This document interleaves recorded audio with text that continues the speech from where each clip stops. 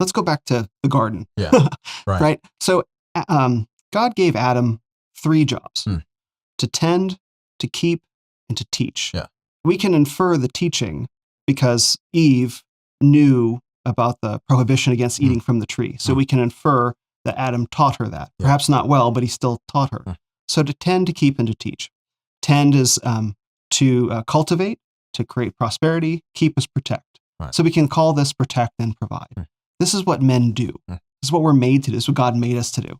And so you can look at civilization building as a process of being very successful in protection and provision. Right. Not only have we protected the environment from threats inside and outside so that we have safety, we've been able to cultivate to the point that we have excess wealth to build palaces and monuments and art and all that. So protect and provide to such an astounding degree that you've created so much surplus that you can create high civilization. So when America was victorious in World War II, we had protected and kept to the highest degree, perhaps in human history. Right. Certainly in recent memory, right? The highest degree in human history.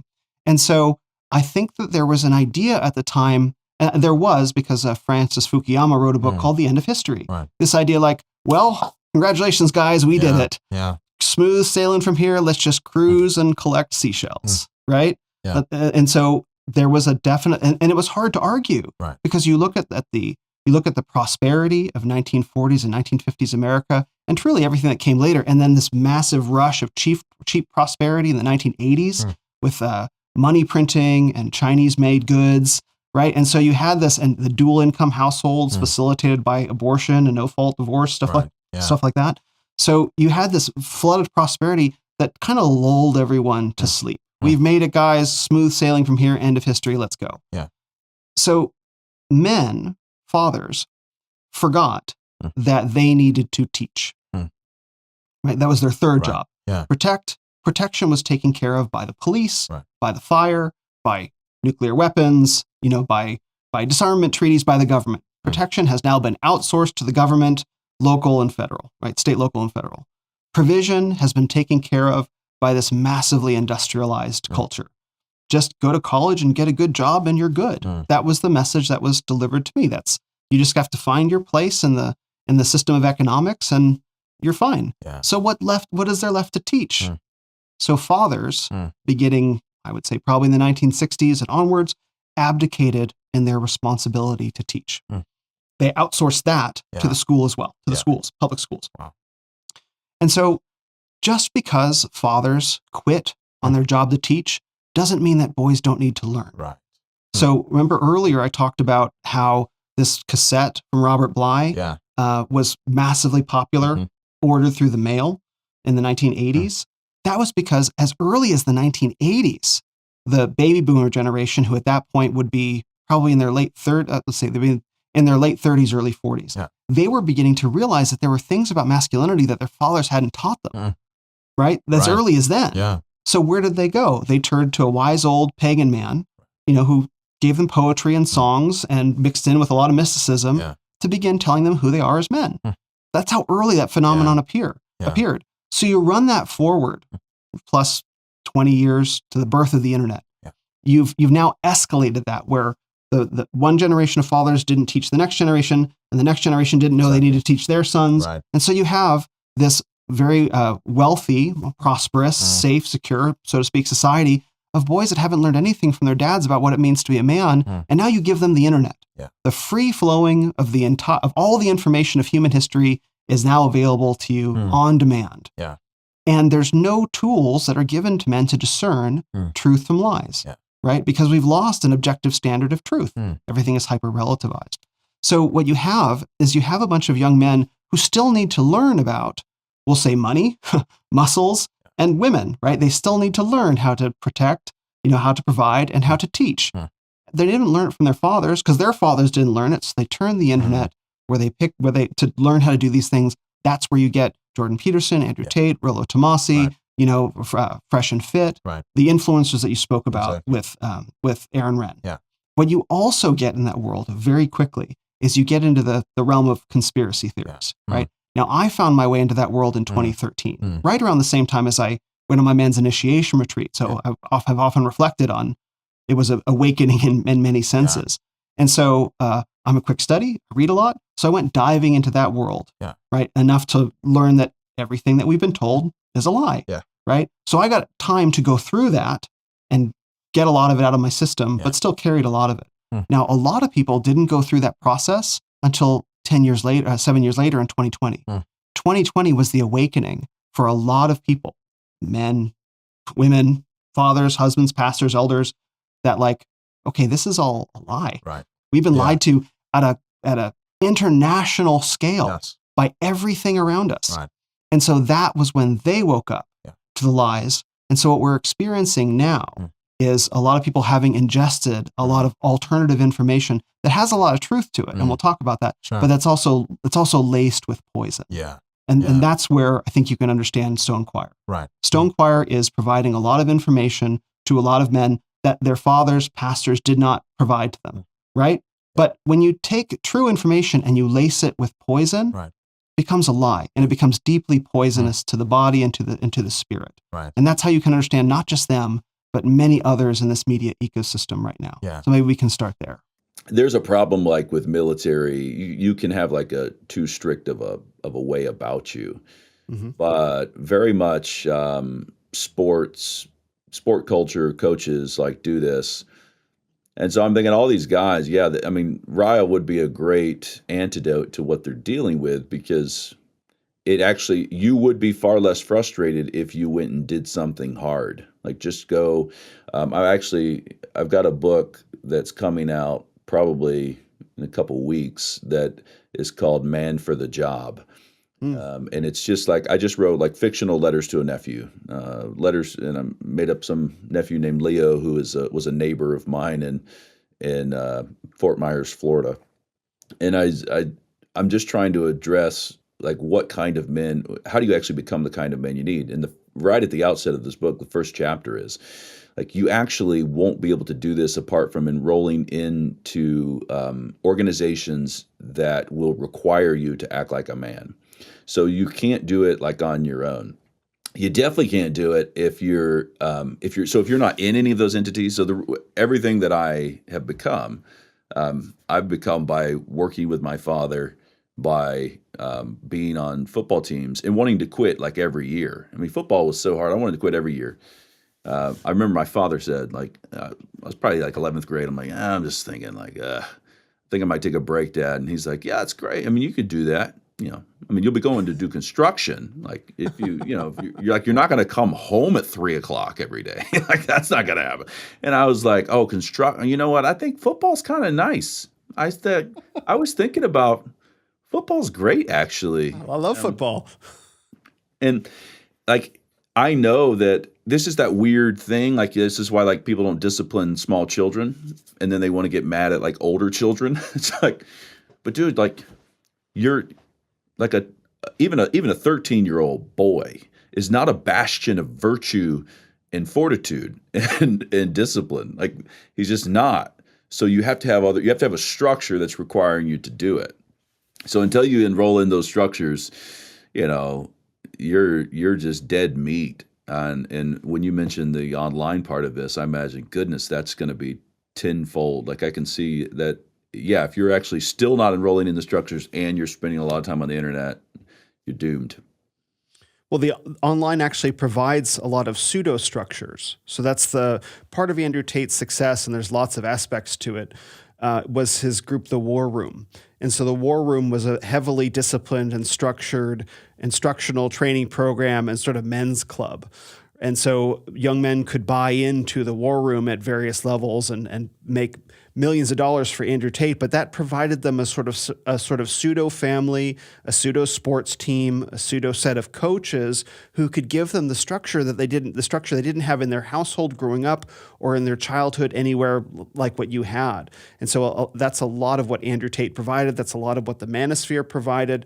You know, lost and aimless boys who could not find a place to belong and be part of a team anywhere. And unfortunately, these structures become cults of personality, and they exploit the young men far more than they actually disciple them. I didn't know that there was that kind of like a membership club you could get into. Oh, yeah. Which, man, I mean, that brings in this whole – I still have obviously tons of questions about technology, and you're not going to get any of that in Ryle. Ryle's just going to tell you how to live a righteous life and holiness, practical holiness. Mm-hmm. But the whole question of online stuff. I mean, we're doing a podcast right now, right? People are going to listen to this podcast, and we want them to be helped. But online communities, this kind of disembodied deal. So if you're like a young guy, here's what I'd want to tell them. Like, you have two problems with online communities, even if they're war rooms or they're, if you had a healthy version of Andrew Tate, even, you would still have this problem. And Andrew Tate's not a healthy version, but if you had a healthy version, when you log into these kind of things or whatever, number one, it's disembodied. Now you might be like, well, I'm working out. Yeah, okay. But you're not doing it like with anyone. Mm-hmm. So you're not coming into contact with others physically. So there's an individual problem. You are isolated, and there's a lack of the body problem, and particularly for males. I mean, that's the same for females. But like, you actually have to be around humans, like around people, in order to actually be a man, to mature, to grow in godliness, holiness. So yeah, the online tech stuff, living there is going to create all kinds of problems. Yeah. I mean, the disembodied community, another part of it is you can't actually look in a man's eyes. You can't see him every week. You have no idea who this person really is, because your interactions with him are through text or maybe through a Zoom call. You can put anything outside the frame. But to be in the physical room with a man or a group of men, you get a much better sense of who these men are and who you're associated with. And online communities someone can be anyone online. And so you have a bunch of fakers, you have a bunch of liars, you have a bunch of people that are good at projecting an image. And this is just online, period. This is not real male community. And I think a number of people have said recently, might have even been you, that online community is a supplement, not a substitute. But a lot of men are using it exclusively as a supplement for any real world community. Yeah, that's weird. It's I don't really know what to do with it. I assign because obviously, I mean, I'm doing a podcast right now. I write a blog. I read stuff so I'm not against content production at all. But in Lordship, that's our freshman theology course out here. One of the books that I have students read is "Amusing Ourselves to Death" by Neil Postman. Mm-hmm. So it's an old classic about there is something. It's weirdly limiting of what you can communicate. I mean, the Apostle Paul talks about this in his letters. I would rather be there in person. So at least if you're aware of its limitations, I'm certainly not saying that you shouldn't use it at all. It's done great work for finding certain doctrines. So yes to content production, but as a man, like, you'll need to enroll in actual organizations. I'm not against like membership stuff. I pay Spotify every month to listen to their music, and that's like, you kind of have this membership idea. But those do have to be minimal. Get content from the internet, great, but like, live in the world, go get a job. The reason it's so important, there's no other way to do it. Like, I really don't think you can. I don't think you can actually mature and become a man apart from being in those kinds of physical associations. So it's sports club, boxing club, an actual job, enrolling college, those kinds of things. One of the things that struck me in your examples of your childhood growing up and of your daughter as well was that the choice to do or not do something wasn't, well, if I do it or if I don't do it, Dad will be mad. It was with you. You went up and you were harder on yourself. You said stricter on yourself than your own father would have been, but you genuinely wanted to please God, and your daughter genuinely wanted to please God in her own way. And it sounds like just marinating in this environment of faith produces obedient, faithful children that are kept safe from the world in a way that legalism or like a tyrannical father would create the image, the appearance of that, but not the genuine article in the heart. Yeah. And let me nuance, if I may, just a tad bit more what you're just saying, because you're onto something quite big. So my dad would do that with me. I was converted when I was 14, but he'd do it with me even when I was 13 or 12, maybe. And as a child that's unsaved, not in open rebellion against God, but having deep convictions of reverence and respect for my father and mother when I saw their godly example. I knew they had something I didn't have. When I got down on my knees when I was 12 and 13, it wasn't motivated preeminently by loving God and loving his glory. It was motivated by having just a kind of outward respect for my father and my mother, and a training of the conscience. That, as my dad used to often say, don't ever overstep your conscience unless your conscience is not aligned with the Word of God. Well, my dad was always making statements like that, and he was training our conscience. And so even as unconverted children, we often didn't dare do things. I remember very vividly right now. I had a friend when I was 13, I'm unsaved.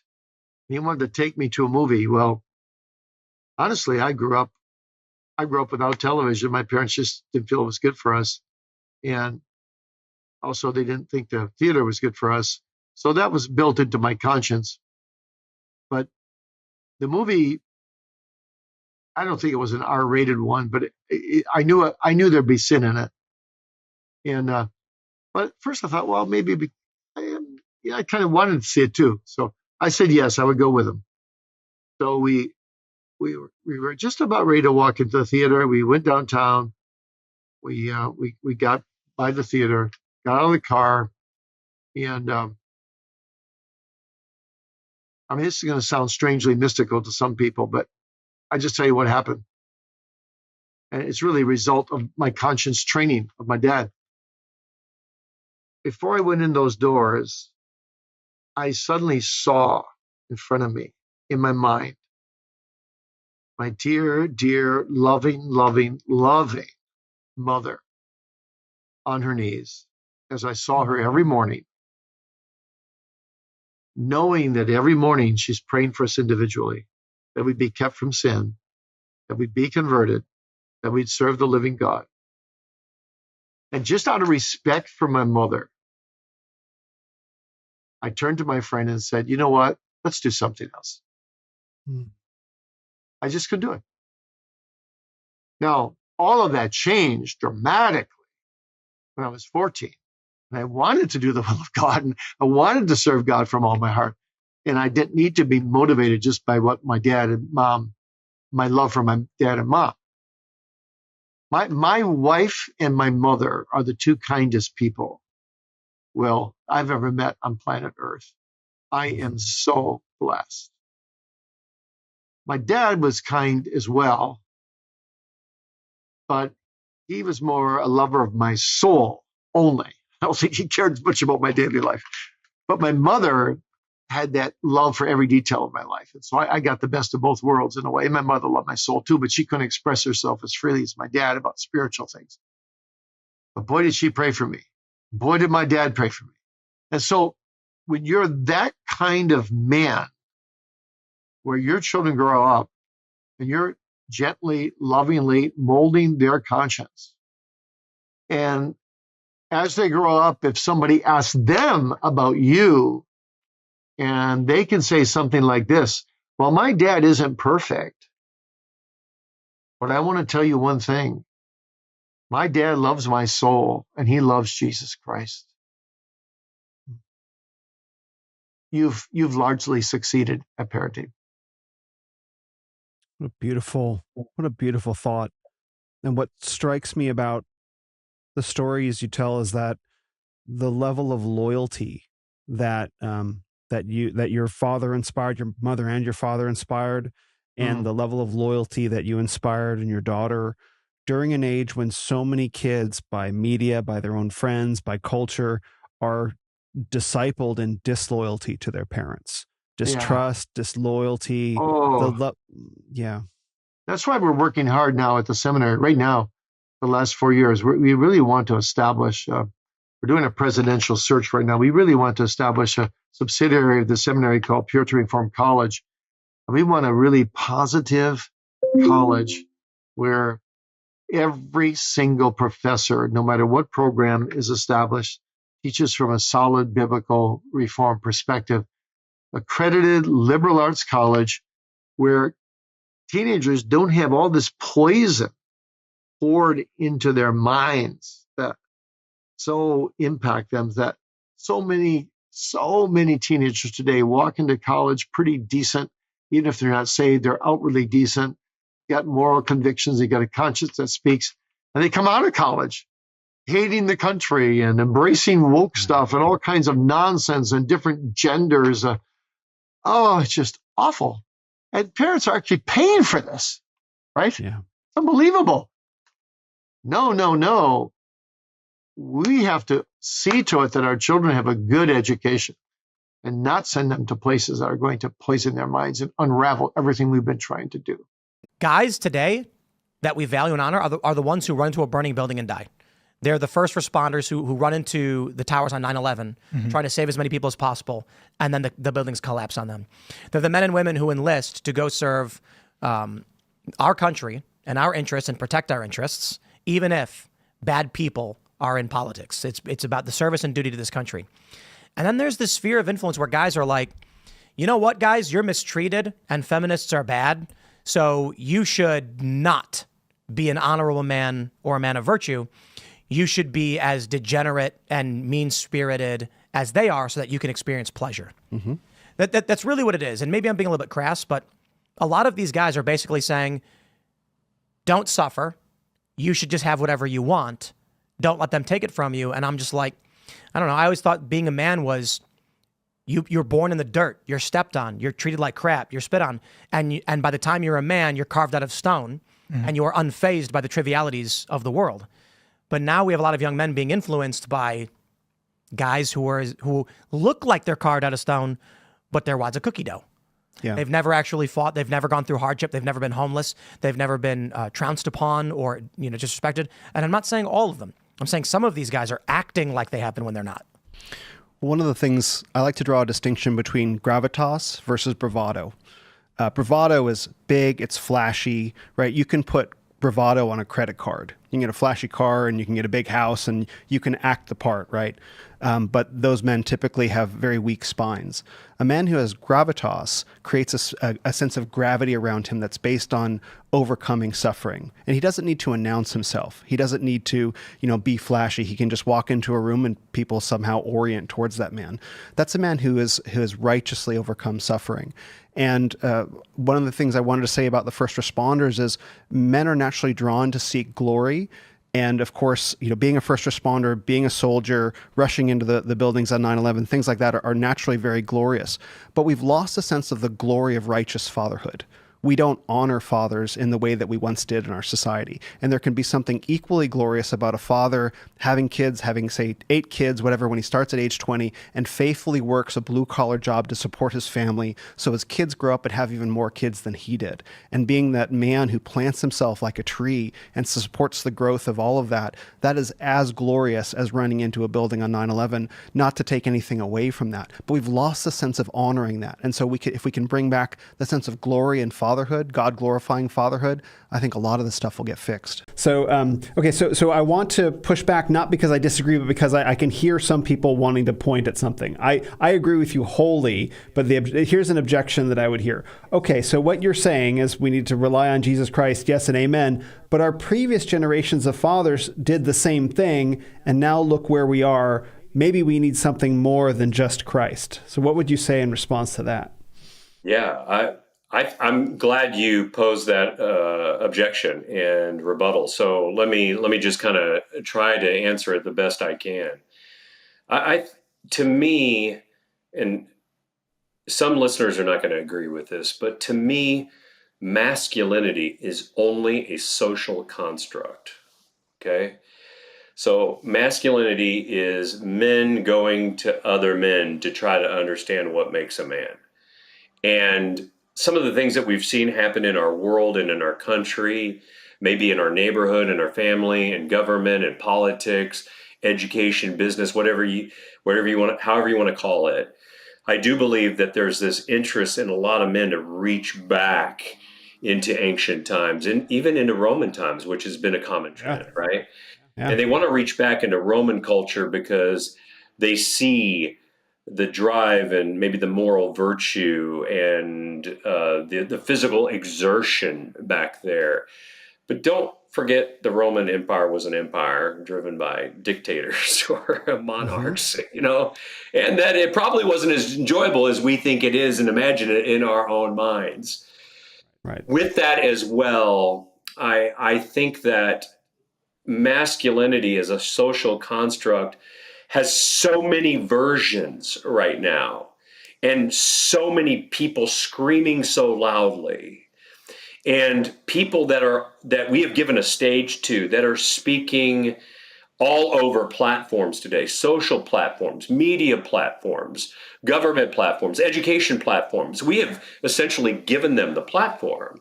Now, what I'm saying is really we need to get back to some Deuteronomy 6 kind of behavior where my grandfather took me, which is love the Lord your God with all your heart, mind, soul, and then share it as you walk by the road, as you lie down, as you get up, to share it with your immediate family and ingrain those principles into those closest to you. Share them like my grandfather did for me, and we will have an effect on the culture. You see, I do believe that Jesus believed cultural revolution was possible because he's going to lead a new cultural revolution.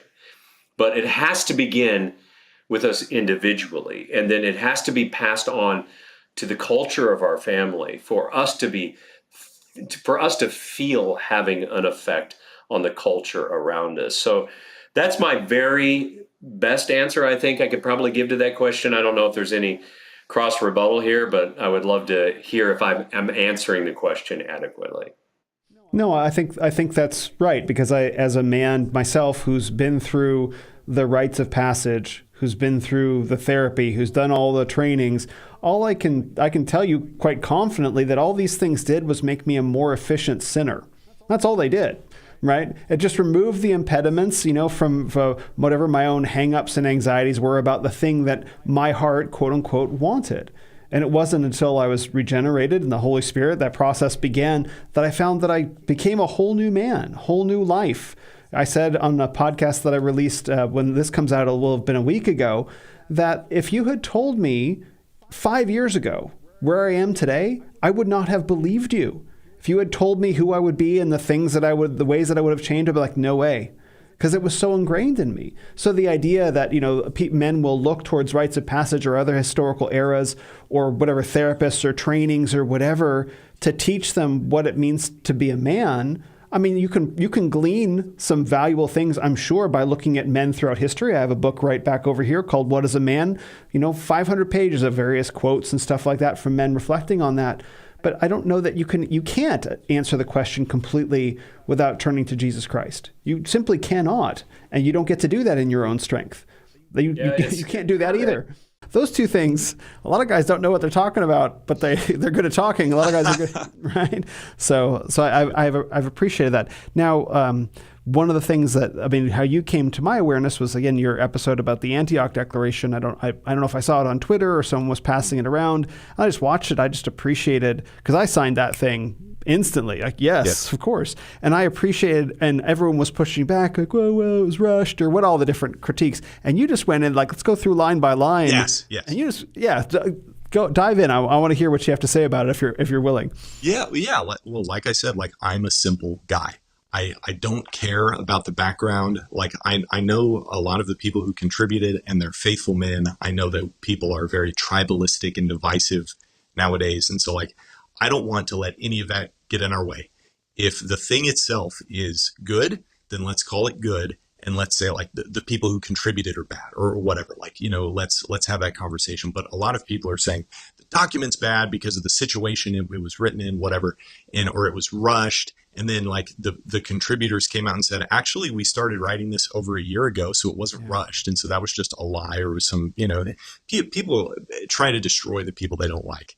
And like I said, if you're not able to articulate your opponent's position, or you have to lie about your opponent to get your point across, like you are the bad guy. You're the bad guy.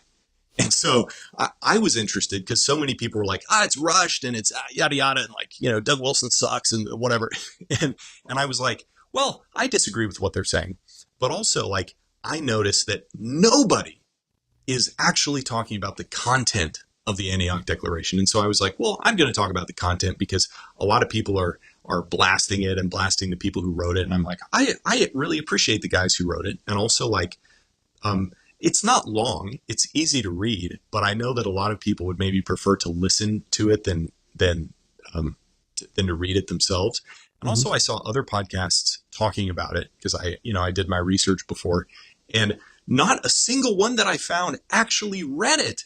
They read like one line, and they were going on and on about stuff they disagreed with about the line or whatever. But I wanted to just like, hey, let's be simple. Let's look at it word for word and say, is this true or not? Is there a way to misinterpret this? Like, is this something that we should support? Is this something that should we not support? And what kind of person would be against this? And I think that's what really riled people up.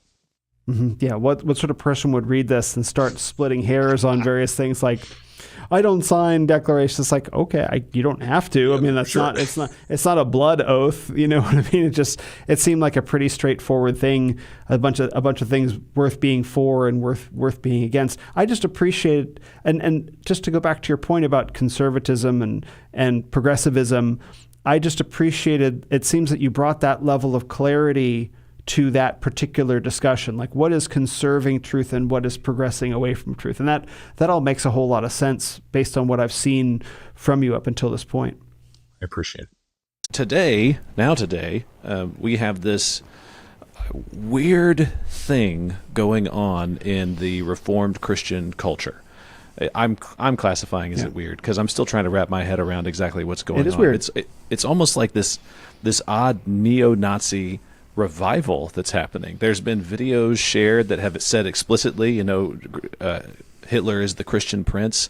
There's all these references to kinism becoming what people are arguing is the absolute truth, and you should prioritize your family and your nation over everyone else. And so there's this odd mix that's entering into the Christian circles right now. And so I want to spend a little bit of time today just talking about that, because I know you're one of the voices communicating about this while we've got all these things going on in the world, like the Tobias and Joel Webbin thing and the Nazism that's surrounding that. I won't necessarily say that anybody's participating in it here, but there's some weird things happening. What do you think's going on in Reformed Christian circles right now, Will? I think a lot of things are going on in Reformed Christian circles. So I think one of the first parts of the phenomenon is that we have a public school version of history, right? The comic book version of American and Western history. We don't have a good sense of who we are as people. We don't have a good sense of Western history. It's been dumbed down and sensationalized in movies, right? And there's a sense that there's something about this isn't true. And of course, when you throw in with COVID, when you throw in with elections, right? We've all seen that nothing's true anymore. We can't trust what's true. I was just thinking that today. Yeah, I was just thinking that today, that everybody looked around after COVID and say, oh, everything that you told us was a lie. And then we had the election debacle happen and everybody said, oh no, everything that's happening is a lie. And now there's this universal understanding of distrust of all institutions. Yes, absolutely. Correct. So the problem is, I would like to draw a very important distinction. people will say they're going looking for the truth. I don't think that's true. I think people are going looking for answers, and answers are not the same as the truth. An answer can be a lie. If I'm looking for an answer, like, Stuart, what time it is, you can tell me it's 3:00 in the morning, right? And that's a lie, but it's an answer, right? So they're angry, they're disappointed, they've been lied to by their institutions, they've been lied to by their parents, right? They've been lied to by their schools and everything, right? And so they're going looking for answers. And out there on the internet are wolves that will offer them satisfying answers. Yeah. Right? I understand. The answer, right? So the answers have a dose of poison wrapped with truth wrapped around it. And so the first taste, it tastes good, and you bite it and you digest it and you swallow it. You swallow it and you digest it, and then you've swallowed a lie. And when you've swallowed a lie, it has a tendency to corrupt you from the inside, no matter what the lie is. We've all been lied to. We've all been lied to, like in our personal lives. And when someone tells you a lie and you believe it, there are serious consequences for that, and they will ultimately come due. So what's happened is, when people recognize that they've been lied to, they don't go seeking the truth, they go seeking answers. They find people that will give them satisfying answers. And they accept those on first blush, and they don't say, what is this person offering me, and why? And is there a story beyond this? Right? So what they end up doing is they leap from the ditch of one set of lies into the ditch on the other side of the road with another set of lies with maybe just a bit more truth. And they don't have the instinct, because they don't have the education to say, no, I'm actually going to go seek the truth. And that's what I think is going on in a lot of Reformed theology. You have a lot of underfathered, fatherless, disappointed, angry, frustrated, men who have been lied to. I get it. I get the emotional reality of that. I really do. And the thing is, what has to happen first is forgiveness, and then seeking truth, not answers, and because the answers will make you angry and rageful. And that's what's happened. That's what happened. Yeah, please. Yeah, I agree. Well, so I see a lot of what you're talking about in a common brainwashing practice. So like if you absorb a particular kernel of truth, and then you which is actually a lie, and then you stake your reputation upon that lie publicly, correct, and you get lambasted for it, you dig your heels in intuitively. Yep. No, this is what's real, and I will fight you over it. And if you do that enough times, you get moved farther and farther in a particular direction without ever actually asking the simple question, is this actually true? Am I chewing on the lie and digesting the lie over and over and over again? Have I examined the facts of the case? It takes a lot of humility to eat crow if you've put your foot down on something false for a period of time. And so if you can't do that, you perpetually just moved in a direction until you've swallowed quite a few of them, until you believe that Hitler was the Christian prince. Correct. Yeah. What else do you think is going on? You said there's a lot of things that you see happening in Reformed Christian circles. What else do you think is adding to the situation that we're in? So before I respond to that, I want to add one more thing. Yeah. So when we make a bad decision, and when we do something wrong, we have a choice between either humility or humiliation. Humility is if we lean into it. Right, you get it? Yeah. Humility is when you lean into it and you say, sorry, I was wrong. Humiliation is what will happen when the lie actually surfaces. And look, there's that we've now fought for, right? And so so we can be in the secular world, unredeemed, unregenerate, and perhaps the lies will never surface. Right? Perhaps the lies will never. Sure. It's possible, right? But as Christians, I think we are bound by different laws. There's nothing hidden that will not be revealed. Yeah. Right? Your sin will find you out, the Bible says. It will. It absolutely will. And so, look, from my time talking about masculinity and in the world of masculinity, believe me, I saw this. I saw this so many times. I saw so many prideful men, secular men, prideful men, who would stake their claim in the ground and fight for it, even when it was apparent to everyone around them that they were wrong. And I would just watch them go down with the ship. And ultimately it just got to the point where there was nothing left. They just rode it all the way down. I've watched this happen so many times. And look, it doesn't have to be that way. And particularly with Christians, it doesn't have to be that way. That we're called to forgive. That's the thing, is the secular world doesn't really have the promise of forgiveness. There's no principle that says to forgive. But Scripture says, forgive as you have been forgiven.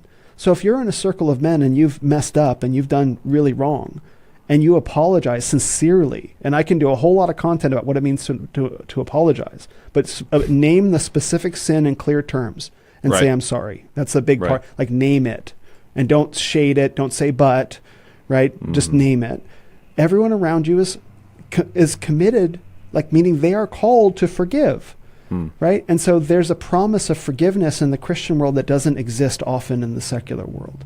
And so it shouldn't be necessary to choose humiliation, which is the defeat of your pride, right? Humiliation is what happens when your pride ultimately gets forcibly crushed, and that's not fun. Humility and it comes is better. comes out into the light under public view. Yeah, that's right. Well, so being a pastor for about 10 years, we've seen situations like this where someone will hide their sin for a decade or longer, and then eventually it comes out into the light, and now it's very public. I've had people that were friends of mine that we would go to church together for a good long season, and the next thing I hear about them is they're being arrested and taken to jail because they're in some bad stuff.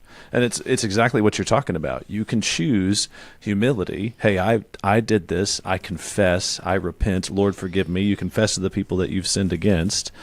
Or you can choose humiliation. I like that analogy. I think that's very, very helpful. Yeah. And so I can understand how young men would get very frustrated and burned out if their choices are, well, I can be a weak, passive pastor who's afraid of standing up to his own wife or the women in the congregation, or I can be Andrew Tate. And those seem to be my two options for getting married.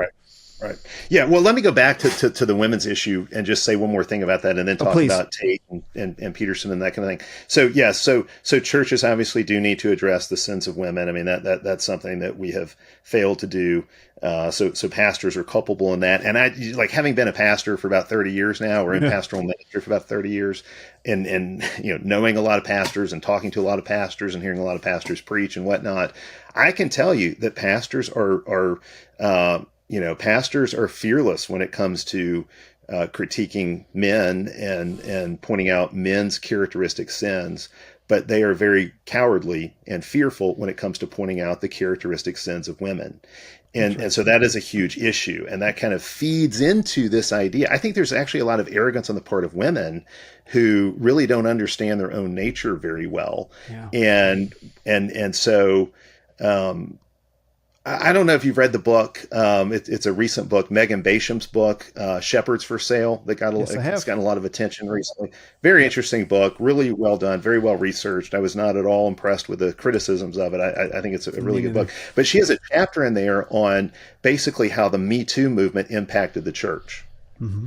And she starts out the chapter talking about this Christian comedian, John Crist, who was got really popular and then had some sexually inappropriate relationships with women. And then when the story broke, the way that it broke is that Christ is some kind of sexual pervert and these women are victims. But and Meg Basham did a really good job basically showing that there's actually no indication at all that any of these women were victims. They were all of age. There wasn't even really any kind of power differential per se between Christ and these women that he had inappropriate relationships with.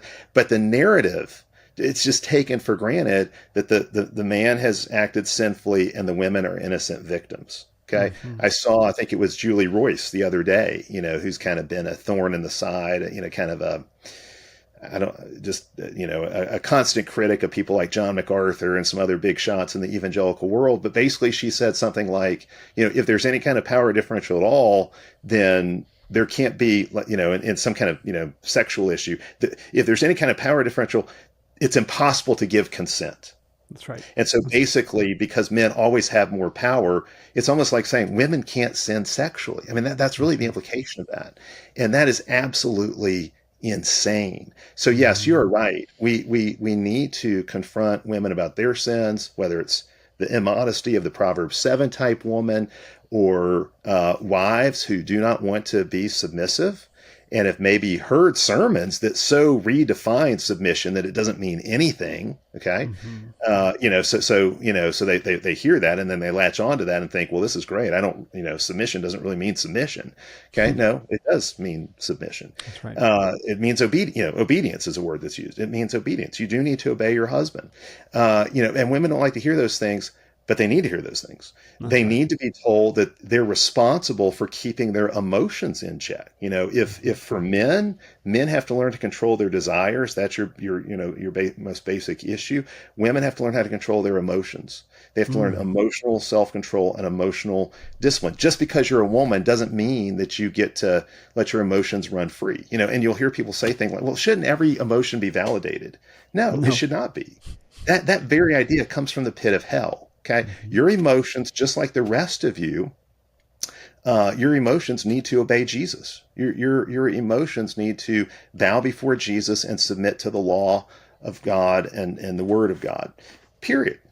So we've done women a huge disservice, I think, by not confronting their sins and dealing with them and discipling them and pointing out what those characteristic sins are. Everybody knows the characteristic sins of men, but we're kind of oblivious to the characteristic sins of women, and that's a problem. Now, you asked about Andrew Tate, Jordan Peterson, that kind of thing. Like, what sort of models do men have? And here is where we really see the result of the church failing to speak with clarity in these areas, is that a lot of men now go outside of the church to get their training, their teaching, basically their view of what manhood is. And so, if you start Googling about manhood, you'll end up with a Jordan Peterson, or you'll end up with an Andrew Tate or a Rollo Tomasi. And I mean, Peterson is not a believer, but he's definitely more benign than those other names. I mean, he's not, I'll just say he's closer to the kingdom than those other men. But, guys like Rollo Tomasi or Andrew Tate, I mean, they're going to send you down a very different path. If that's who you start to take your cues from when it comes to understanding manhood. And the thing that's really dangerous about it is that there are some really significant things that they get right that so much of the church has gotten wrong. Okay. The church has actually, this is one of the ways the church, I think, has really misled men and failed men, is the church has taught men a lot of things about the male-female relationship that are simply wrong. I mean, I remember when I was in youth group, like in 6th grade. Okay. So like, I'm at that age where you're just first starting to notice girls and get interested and that kind of thing. And, I grew up going to big public schools and that kind of thing. But I remember, I was in like 6th grade, and my youth pastor said, he's doing kind of the typical relationship talk, for young guys. And he basically says, what a female is really going to want from you is for you to be kind, caring, sensitive. And I remember thinking to myself, no, from what I've observed in the hallways at school, what they really want is the quarterback of the football team. That's right. Like, it did not make sense to me then. And I just remember thinking, that just doesn't really sound, that doesn't hold. Like, I had heard girls talk, like I knew how they talked about guys, and I was like, I don't think that's right. Obviously, men do need to be kind, and I mean, there's some truth in that. It's not totally false, but what men need to understand is what actually generates attraction with a woman, and it's not those things. Okay, now you don't have to be the Andrew Tate, people would say, oh, that's alpha masculinity. I would say, no, that's kind of a caricature of masculinity. You don't have to drive a Lamborghini and make $1 million a year to be attractive either. You do have to be a man who is oriented towards dominion, a man who has skills and competencies. Okay, I mean, every man should aspire to be a human Swiss Army knife. Okay, that should be the goal. I always think of David in 1 Samuel 16. He's a young man, and he catches the eye of some of Saul's servants, and they give this list of this descriptive list of David and his qualities and accomplishments, even as a young man. And he's a mighty warrior, and his speech is seasoned with wisdom, and he's a skillful musician. You know, you start to think, well, how did this guy accomplish so much at such a young age?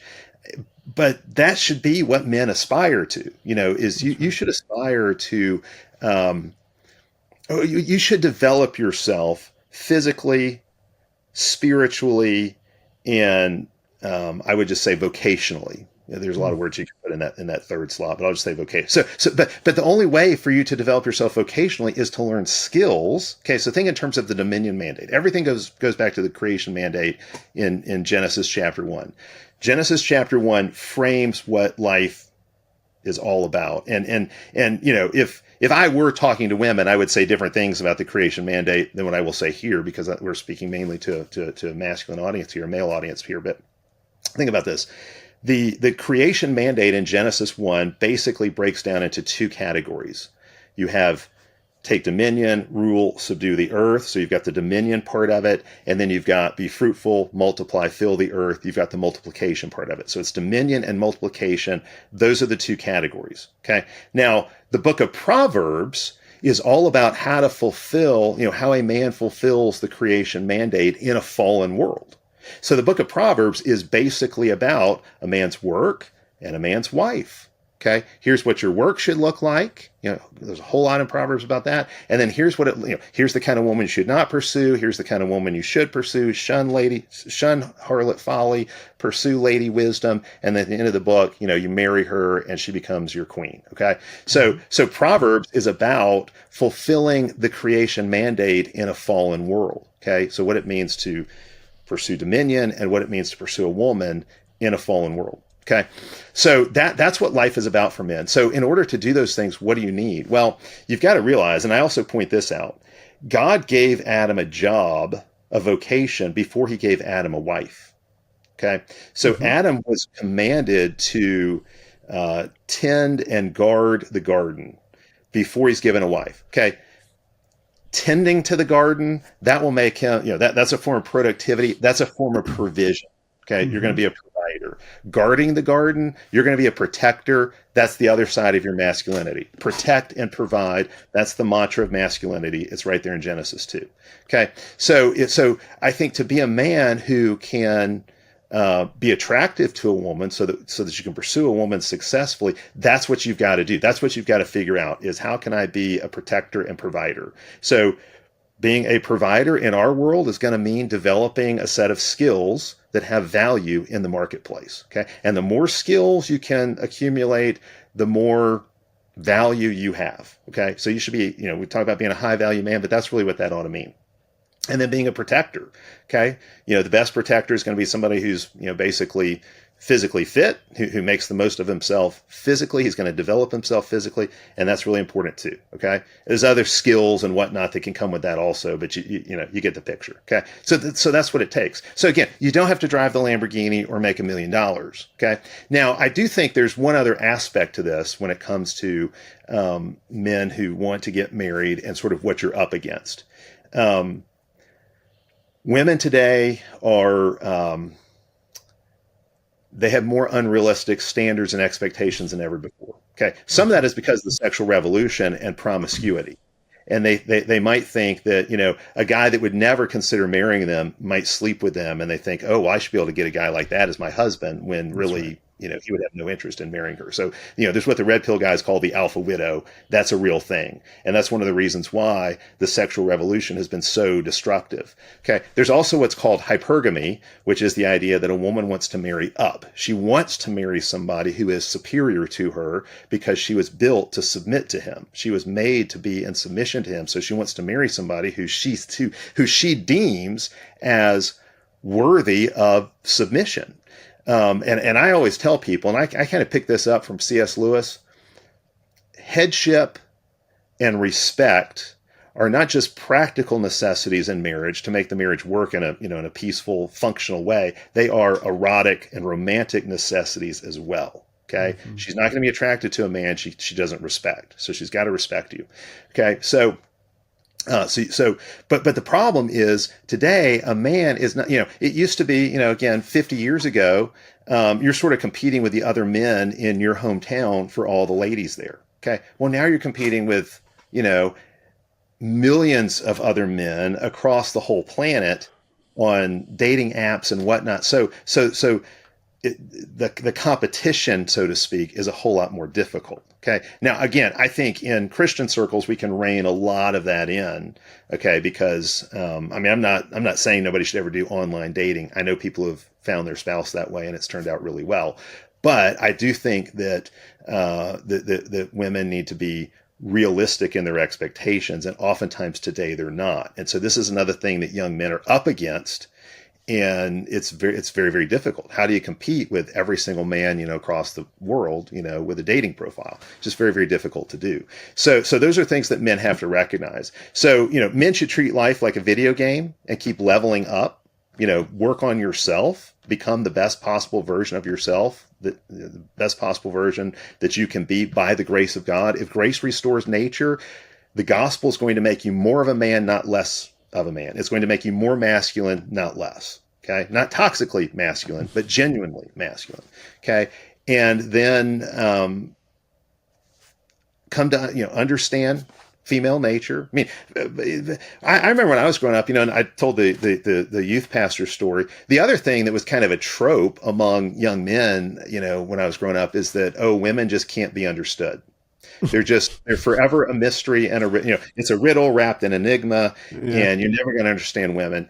And I remember, reading when I was, this before I was married, 1 Peter chapter 3, and Peter says, live with your wife in an understanding way. In other words, you've got to understand your wife. And I remember thinking, that's really interesting. Like, what does it mean to understand her? Okay. And I came to the realization over time that, there are certain things that can be understood about women. I can understand everything. Proverbs 30 talks about how the way of a man with a maiden is a mystery. Okay. It's one of those unexplainable things. So you're never going to eliminate the mystery, but you can understand women. You can understand your wife. You can understand that girl that you want to pursue and make your wife. There are certain things about her as a woman that you can understand. And if you do understand those things, it will greatly help you in your pursuit of her. And I think a lot of men just don't understand female nature well. And again, these are things that used to just be passed on, I think, from father to son. There's kind of a folk wisdom just passed along. Things that just kind of everybody picks up and absorbs along the way. And again, that cycle got broken. Somewhere that passing of the baton got lost, I think, because of the sexual revolution and just the confusion brought on by separating sex from marriage and God's design and all of that. And so men are having to relearn that in our day, and that's where we are.